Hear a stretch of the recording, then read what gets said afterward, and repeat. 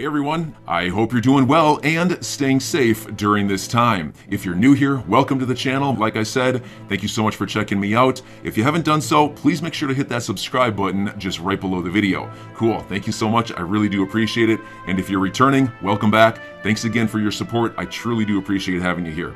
Hey everyone, I hope you're doing well and staying safe during this time. U.S. legislators grill SEC chair on overburdensome crypto reporting requirements in a new letter. Let us continue.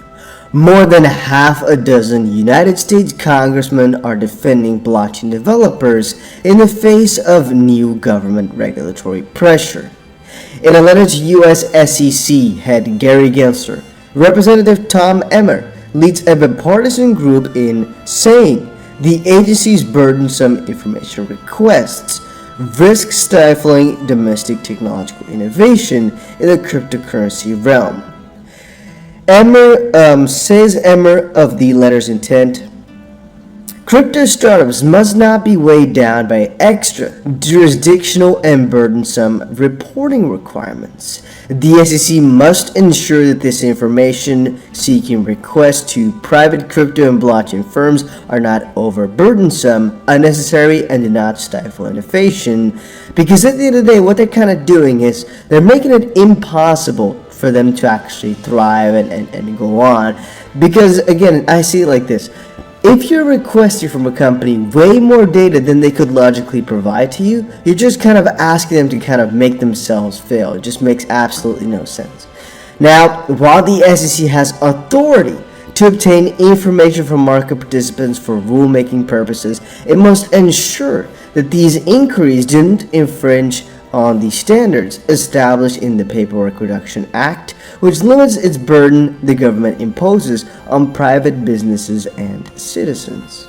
So, in that same little ballpark, apparently U.S. Senator Elizabeth Warren has just introduced a specific bill that could ban exchanges from working with Russian wallets. And there was actually a very big controversy about this over on Twitter, as some sources, let's put it like that, were saying that Binance made a deal with some specific names that should not be mentioned, some side, so to speak.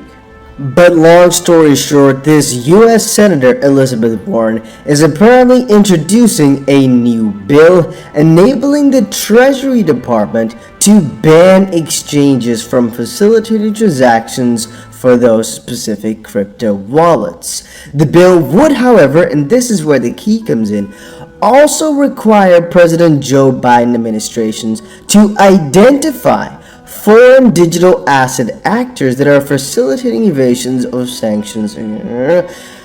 But the administration would be authorized to sanction crypto holders who are evading sanctions, according to one pager from Warren's office.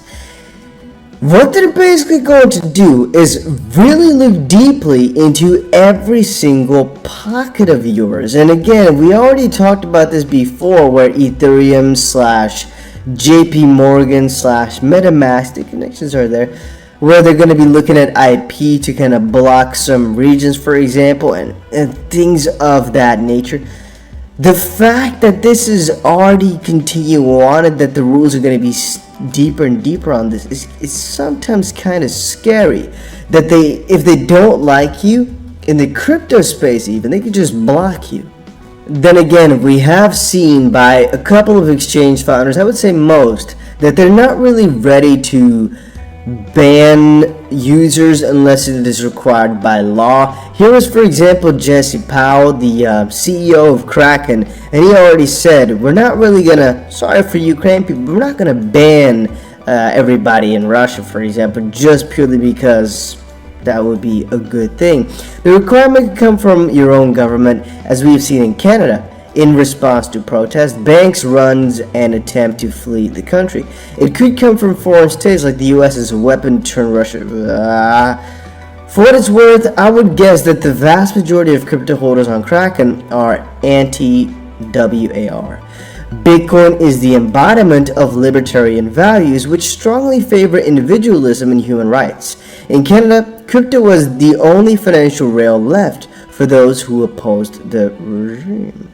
I kind of want to stay a little bit away from talking too deeply about these issues, but I would also say it is not the crypto exchange's job to make people not interact with it anymore. I would say it lies a layer deeper with the real fiat transactions for things or everything else, I would say. But a crypto exchange, indeed, it is the whole idea to freely transact anything, basically. And I kind of feel as if it just doesn't work properly if you're going to allow some people or disallow some people, specifically if some of them did not do anything. You know, it's just because you're a certain person, you're not allowed. I don't know. Again, the way I would kind of feel it is, for example, over in China, many people are like, well, but that's absurd. The people in China can't use this or that. But at the end of the day, a lot of Chinese people would just rather have it, for example, and are not really happy with all the rules that are being made, but they're all sort of victimized for any rule that's on top of them. And let's say I were to move to somewhere right now, or let's say I moved there a year ago, for example. Let's say a year ago I moved to Russia, right? I'm not sure exactly how these things work, don't quote me on this, but I'm thinking, yeah, if all of a sudden, just because I live there right now, you know, maybe I've never been outside my freaking house, or I only go outside to the store and back in my home. All of a sudden, I can't utilize crypto anymore just because I live in that specific kilometer. It's like, that's interesting, you know? So that's why I'm thinking always, like, let these people just use. And I understand that sanctions might want to be put in place, but it's difficult for the crypto exchange to make that choice unless it is required by law, I would say. And so I respect whatever choice they make. Now, Matt Hamilton says, some news. I'm leaving Ripple. This is sad. What? Wow, yes. I know it's a bit of a shock. Tomorrow will be my last day, which was a couple days ago. Let me explain. So apparently, there was a couple things which were interesting. Matt was being really harassed significantly by the XR Doge community because he's a market maker. But he just kind of reiterates here he's not leaving because of that. He wanted to leave for a little while. He says there's some personal issues which, hey, we can all, you know, kind of, I guess, how can you say it? Like, give our prayers for, sort of. I hope it works out for him. But for sure, Matt has been one of the guys that's been just on Twitter all day, answering all the issues I could have thought of with the XRP ledger. So I'm not really sure we've been connected at all, like on a one-to-one basis. I know he's answered some of my tweets, but I haven't really spoke to him one-to-one. However, it's not necessarily sad to see him go because it's the logical way of the process, right? So it's not necessarily sad. But it is, I would say, sad to not have this knowledge base anymore to answer all these stupid questions within the XP community. Like, for example, people scouting out XP is centralized. He used to always be there to say, hold my microphone. So again, that's just something I really appreciated from him. So that will definitely be missed. There's also a full story about it. If you guys would like to see that, you can just check out his Twitter. And then this I just saw and it got me really interested. I'm like, what in the world is going on? So Stephen Huber shares it's true. The SEC destroyed some specific files. I'm lost for words. And I'm sorry, the US is lost. John says, this just goes to show you that serious changes must be made by Congress as it relates to the SEC. The SEC institutionally believes it is above the law and the rules don't apply to it. This is getting difficult here. It says SEC files were illegally destroyed by a lawyer. An enforcement lawyer at the SEC says that the agency illegally destroyed files and documents related to thousands of early-stage investigations over the last 20 years, according to information released Wednesday by congressional investigators. This could be fake, this could be real, I don't fully know. But this is interesting. And then again, this article is already 10 or 11 years old, by the way. It's just being brought up again. But it is interesting. This is actually really interesting. Then again, guys, I've already shouted it out a couple of times before. I'm not necessarily a big fan of the SEC.